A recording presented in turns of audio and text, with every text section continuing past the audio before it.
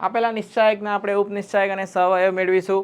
તો અહીં દરેક ઘટક 1 0 4 3 5 -1 અને ત્રીજી હારના ઘટક 0 1 2 માટે આમ ઉપનિશ્ચાયક અને સહઅવયવ મેળવવા છે. તો 1 નો ઉપનિશ્ચાયક એમાં કદાચ 1 બે વખત છે તો આપણે 1 નો ઉપનિશ્ચાયક ના લખતા આપણે એમ લખીએ કે M11 પહેલી હાર ને પહેલા સ્તંભનો ઉપનિશ્ચાયક, બરાબર છે. તો એના માટે હાર અને સ્તંભને હાઈડ કરી દેવામાં આવે આ રીતે. તો જે દેખાય છે એનું વિસ્તરણ 10 પ્લસ 1 જે 11 મળે. તેવી રીતે M12 પહેલી હાર અને બીજા સ્તંભના ઘટકની વાત કરી છે. તો પહેલા હાર અને બીજા સ્તંભ માટે તમારે અહીં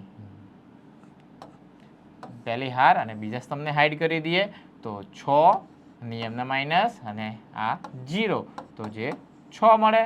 તેવી રીતે M13 પહેલી હાર અને ત્રીજા સ્તંભ માટે પણ તેવી જ ક્રિયા કરીશું કે બીજા સ્તંભની જગ્યાએ અહીં ત્રીજો સ્તંભ હાઈડ કરવાનો રહેશે, બરાબર છે. તો ત્યાં વિસ્તરણ આપીશું તો અગ્ર વિકર્ણના ઘટકો 3 માઇનસ પશ્ચ વિકર્ણના ઘટકોનો ગુણાકાર પણ 0 તો 3 મળે.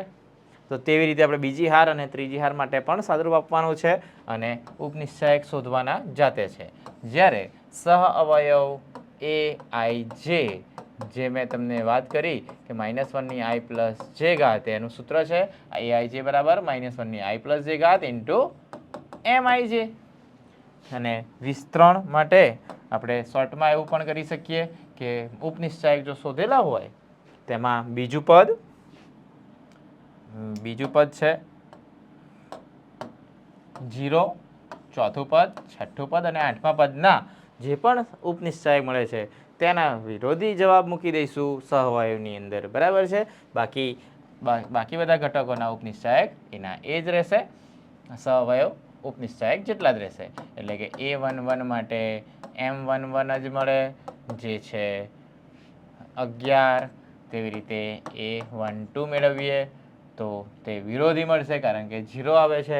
A12માં બીજી હાર, પહેલી હાર અને બીજા સ્તંભનો ઘટક છે કે A12 તો એમાં મળશે -M12 એટલે કે માઇનસ અને 12 તો M12 તો -6 છે તો આમ A12 -6 મળે.